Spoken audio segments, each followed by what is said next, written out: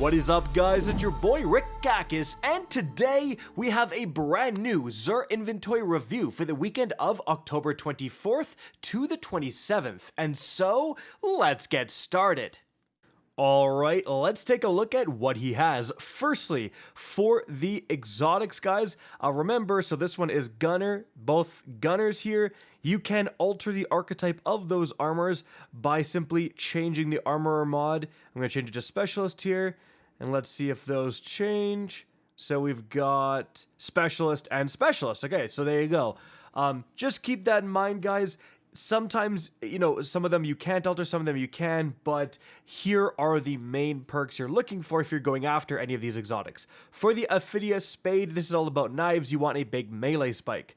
For the Gifted Conviction, this is actually an extremely good hunter exotic.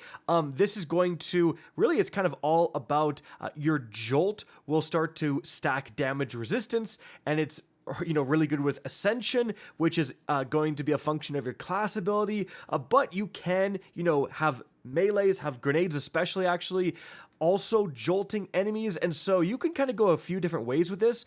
Right here, Specialist is probably going to be one of the better ones because, again, you really want a ton of class, so you have 100 class when you're using your Ascension, so yeah, great pickup here. Then we've got these Titan's Ramparts. Well, these, again, are all about having a big class spike because you do want, 100 barricade because this gives you a shoot through barricade. The no backup plans, these actually buff shotguns, and so for this one I would say you want a big weapon spike. Then for the Sanguine Alchemy, this is used in top tier DPS builds simply because it provides a little bit more DPS on your Warlock. So for this one you want maxed out weapon spike for sure. Then the Rhymecoat Raiment, it's all about the Bleak Watcher, which counts as a grenade, so you want a grenade spike. And then finally, you have your exotic class item. All right, now as for the more offers, okay, big one, we have a Deepsight Harmonizer. That's a buy from me. Guys, this is still an extremely valuable thing to get. Deepsight Harmonizers let you turn any craftable weapon into a red border version and you can extract the pattern on. If there's any patterns you're missing out there in the world, probably a good idea to just have a full stack of Deepsight Harmonizers. Even though crafted weapons, a lot of people say that they don't have a purpose because tier 5 weapons, technically are a bit better. There's a lot of crafted weapons that have god rolls that are not available anywhere else that the tier 5 weapons can't get. And so who cares if you can get, oh my goodness, I have enhanced hammer forged rifling. Okay, bro, but the god roll that lets this build work isn't available. So your enhanced hammer forged rifling, no one cares, right? It's the two main perks you're going for. So still, I find myself using craftable weapons, Deepsight Harmonizers, pick them up. All that to say, it's worth buying, guys, in my opinion. All right, so as for the other weapons here, we've got the Bad Juju Catalyst, actually a very important catalyst to have with the Bad Juju. The Bad Juju can do some crazy things in terms of super generation, not super meta right now though. Then the Sweet Business, really fun gun, especially with the remake or update to the Actium War Rig, but again, not super meta. Then we've got the Colony, we've got the Borealis, we've got the Jade Rabbit, and then we've got the Hawk Moon with Snapshot Sights, absolutely not what I want to see. After that, guys, for the weaponry, we have a Nightshade here. Okay, hold on a second. You've got full bore if you want for the range, but also chambered is good. Range masterwork, ricochet rounds for stability and range. Under pressure, unfortunately, isn't that great, but then kill clip is extremely good. So, overall, actually very good lightweight frame roll, especially for PvP, I would say. Again, under pressure, you wish it was something else, but hey, everything else is pretty good. All right, now after that, we've got the Exuvier, and Explosive is definitely not bad. Encore plus Explosive is not really what I'm looking for in this thing, so no thank you.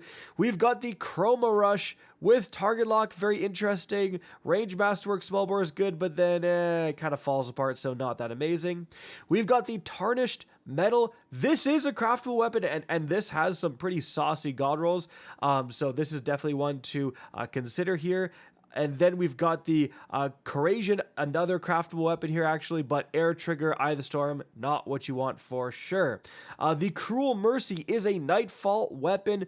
And Lone Wolf plus Headseeker is pretty darn good on a heavy burst. Like, Headseeker is god tier. Lone Wolf isn't quite god tier, but it's not bad. You've got high cal rounds, even for a bit more range and some extra flinch. The barrels are not necessarily the best. Stability masterwork, you know, better than reload speed. So you've actually got a fairly rock solid PvP role with this Cruel Mercy.